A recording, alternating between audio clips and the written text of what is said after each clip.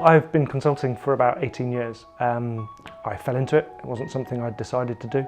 Working in the consulting business that I was in, and we were, relatively successful, trundling along. Life moves on. But I took a step back and recognised that actually I'm not being the best that I want to be. I'm not fully in control. I'm not doing all of the things that I want to do.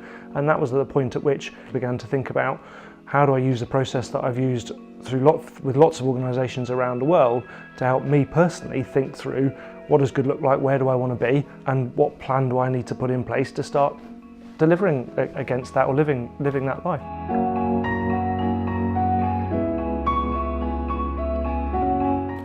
The first principle is that your life is unique and you've only one shot at it. Some people believe differently, you might be here again, but my view is it's unique, you can make it what you want, and you've only got one shot at it. You have the freedom to choose the life that you want to create. You already have who you want to be inside of you, there's just life gets in the way and things stopping you. Attention is a scarce resource. We only have a certain amount, so what we need to do is to make sure that we're focusing on the right things. So Sat Nav for Life is, I guess, a tool set. It's a process and a series of tools which help people think through building a plan. So if you went on a journey in your car and used a Sat Nav, it would create a journey for you, it would create a route map. And Sat Nav is just that. It's some simple thinking processes, some planning tools, some disciplines that I can help people through that gives them that clarity of where they want to be, what are their important priorities, and gives them a plan to live like that, I guess. So when it comes to creating a plan, we often underestimate what we can achieve in 3 years and overestimate what we can achieve in 90 days. If you don't have a plan, you're going to end up as part of somebody else's plan. And guess what? They haven't built their plan for you. There's only one person that's responsible for how your life turns out, and that's you.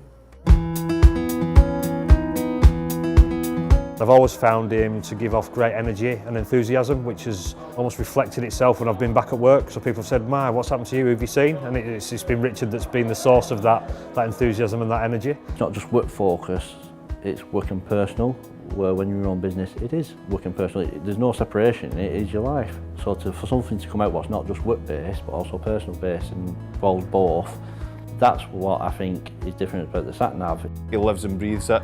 He is an example of all the things that he's trying to teach to leaders and to people within business. I think Richard is really inspiring, not in over-the-top ways, but in a quiet way, a confident way.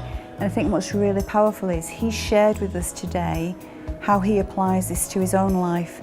I just think that's really motivational. He could say all the words in the world, but if he's not applying it in his own life, it's meaningless.